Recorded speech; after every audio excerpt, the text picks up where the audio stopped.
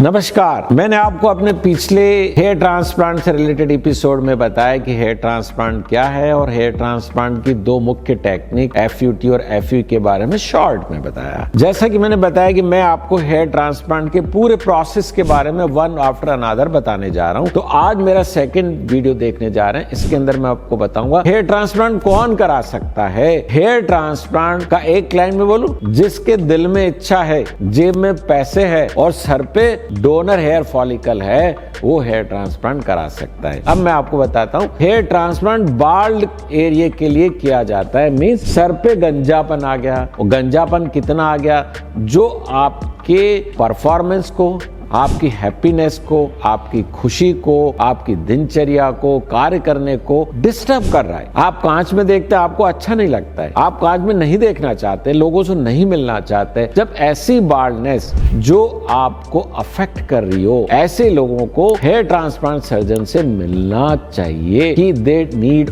और नॉट। तो hair transplant किसके लिए किया जाता है? बाल्डनेस के लिए। इसके अलावा हेयर ट्रांसप्लांट अन्य कार्यों के लिए भी किया जा सकता है, क्योंकि मुस्टैचेस नहीं होती है, बियर्ड्स नहीं होती है, वो लोग भी कराना चाहते हैं। तो उसके लिए भी सर के पीछे से कहीं से बाल लेकर के बियर्ड और मुस्टैचेस भी बनाई जा सकती है।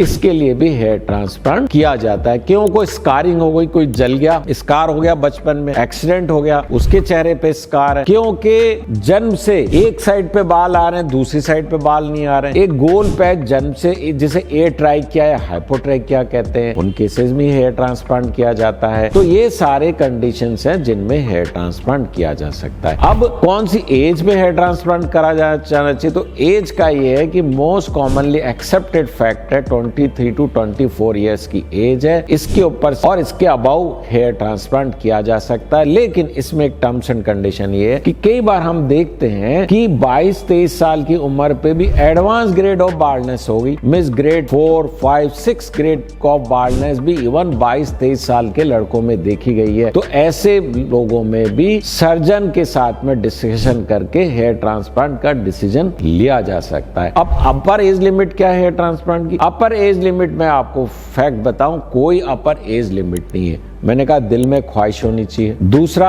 वो फिजिकली फिट होना चाहिए। मींस 75 इयर्स के हैं और आप फिजिकली फिट है। कई लोगों को मैं देखता हूँ 75 इयर्स में बिल्कुल हट्टे कट्टे नौजवान जैसे दिखते हैं। तो एज एक नंबर है, but they can go for the transplant. अब दूसरा क्राइटेरिया क्या है कि कईयों को ब्लड प्रेशर है, डायबिटीज है, एंजियोप्लास्टी हो चुकी है, बाईपास सर्जरी हो गई है। तो क्या ऐसे लोग हेयर ट्रांसप्लांट करा सकते हैं? यस, जिनको ऐसी बीमारियां है वो भी हेयर ट्रांसप्लांट बिल्कुल करा सकते हैं। किन परिस्थितियों में करा सकते हैं? उनकी जो एग्जिस्टिंग डिजीज है, ब्लड प्रेशर है, ब्लड शुगर, वो कंट्रोल में होना चाहिए और अच्छे से कंट्रोल में होना चाहिए। ऐसा नहीं कि 2 दिन पहले ब्लड प्रेशर था 170/110, डॉक्टर ने आपको एक दिन दवा दी, बोले जाओ अपना हेयर ट्रांसप्लांट कराओ। नहीं, ये गलत है। एक थोड़े से सफिशिएंट समय के लिए आपका blood pressure, blood sugar control में होने चाहिए, तब आपको हेयर ट्रांसप्लांट कराना चाहिए। क्योंकि हेयर ट्रांसप्लांट कोई इमरजेंसी सर्जरी नहीं है कि आप 24 घंटे में अपने ब्लड प्रेशर और ब्लड शुगर कंट्रोल करा के हेयर ट्रांसप्लांट कराओ। नहीं,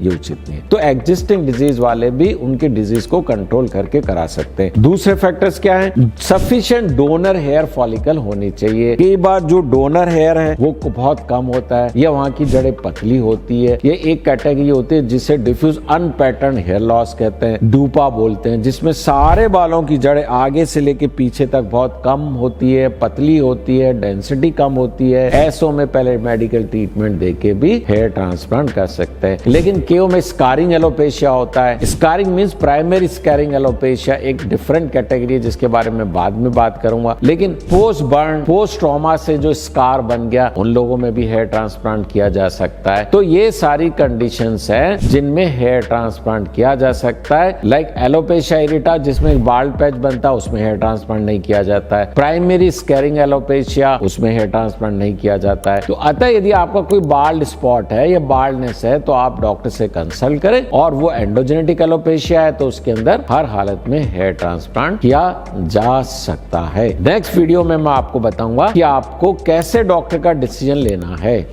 थैंक यू।